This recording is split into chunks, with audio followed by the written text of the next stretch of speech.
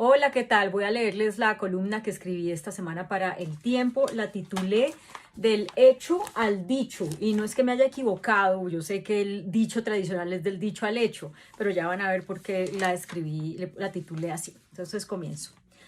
La potencial aprobación de la enmienda 28 de la Constitución estadounidense podría simplificarse con la frase del hecho al dicho, porque diría sobre el papel lo que en cierta medida ya es una realidad en la práctica, especialmente si se compara con lo que pasaba cuando dicha enmienda fue propuesta hace 50 años. La enmienda, conocida con la sigla ERA de Equal Rights Amendment, garantizaría constitucionalmente la igualdad de derechos independientemente del sexo de las personas. Para algunos, esta causa es innecesaria, dado que Estados Unidos, sin haber tenido esta enmienda, ha sido incluso pionero en la conquista de derechos para las mujeres y también porque está visto que la igualdad no se garantiza por el hecho de estar escrita en la Constitución. Esto sí que lo sabemos en Colombia, donde aunque el artículo 13 de la Carta Magna dice que nadie podrá ser discriminado por su sexo, raza, etc., las cifras nos confirman que el papel aguanta todo. Basta ver el desempleo consolidado del 2021, revelado esta semana por el DANE, que muestra una brecha de 7,5% en detrimento de las mujeres, o los más de 200 feminicidios que, según la organización Feminicidios Colombia, hubo el año pasado. A pesar de los dos mencionados argumentos de los opositores de la enmienda, los recientes fallos estatales que limitan derechos alcanzados por las mujeres, como es el caso del derecho al aborto, y la esperada decisión de la Corte Suprema de ese país, que podría tumbar a nivel federal ese mismo derecho, evidencian que la aprobación de la enmienda 28 es mucho más que el formalismo de pasar del hecho al dicho. Justamente, la amenaza sobre los hechos requiere una defensa con la fuerza de los dichos, y qué mejor que la Constitución para decirlo bien claro. Así lo explica uno de los grupos que promueven la enmienda, que en su página eracoalition.org narra recientes casos de mujeres que han perdido demandas por situaciones como no ser remuneradas de manera equitativa, haber sido despedidas del trabajo por estar en embarazo o incluso haber sido abusadas sexualmente. La enmienda 28 sería entonces un poderoso argumento jurídico para que hechos así no se repitan. ERA, que como proposición fue aprobada por el Congreso en 1972, estuvo dormida casi 20 años, ya que no se logró que 38 estados, el requisito de las 3/4 partes del total, la ratificaran en el tiempo establecido por el legislativo, aunque éste hizo una prórroga. ¿La razón? El activismo religioso, que en su momento argumentó que abría la puerta a que los baños fueran neutros o a que las mujeres fueran enviadas a la guerra, entre otras cosas que ya sabemos que han ido pasando sin necesidad de esta enmienda.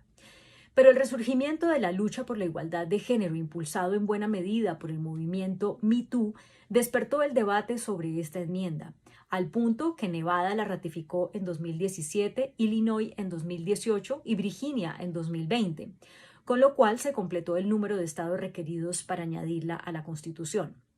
Los opositores desplegaron su arsenal jurídico para impedir la continuación del proceso, argumentando que 5 estados habían tumbado la ratificación de la enmienda y que el plazo dado por el Congreso ya había vencido. No obstante, hace un año la Cámara de Representantes votó a favor de remover ese plazo. Y la semana pasada el presidente Biden instó al Congreso para que de inmediato reconozca la enmienda. Además, recordó que la está apoyando desde que él tenía 29 años, cuando hizo campaña para el Senado por primera vez. Vaya paciencia, un indicador de que si no se logra aprobar la enmienda 28, aprovechando la cuarta ola del feminismo en la que nos encontramos, Estados Unidos se encamina a repetir lo que pasó con la enmienda 27, incluida en 1992 en la Constitución. Tardó 202 años en ser aprobada. Bueno, pues muchísimas gracias por escucharme. Ahí está la reflexión, la importancia. Generalmente lo que decimos es que lo importante es pasar del dicho al hecho, ¿no? Que las palabras se las lleva el viento, que el papel aguanta todo y entonces que lo que hay que hacer es lograr que las cosas de verdad se hagan. Y de acuerdo, estoy con eso, sí.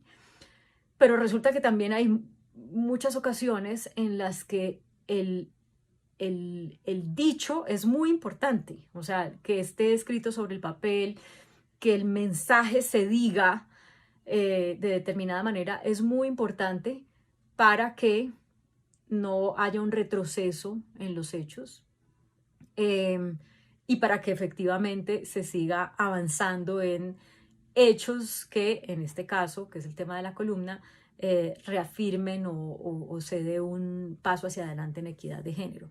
Entonces, sí,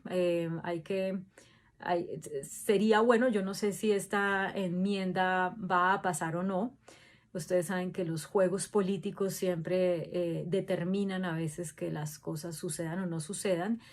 Y hace muchos años pues que no estoy tan cerca de la política estadounidense como para aventurarme a decir creo que sí va a pasar o no va a pasar, pero me parece que se han dado pasos importantes como este llamado que hizo el presidente Biden, como lo que pasó hace un año en la Cámara de Representantes de decir, no, todavía está vigente el tiempo para aprobar la enmienda. Y, y entonces, pues me parece que eso abre la puerta a hacer una reflexión sobre la importancia de que las cosas queden, digamos, establecidas por constitución, por mandato, por ley, por estamentos, para que por lo menos se sepa cuál es el rumbo, así muchas veces no se cumpla o se quiera ignorar, hay una constancia de que hay un rumbo sobre el cual la ciudadanía tiene que trabajar de alguna manera para llegar a él. Entonces, oigo sus comentarios. Muchas gracias por escucharme. Nos vemos en 15 días con otra columna.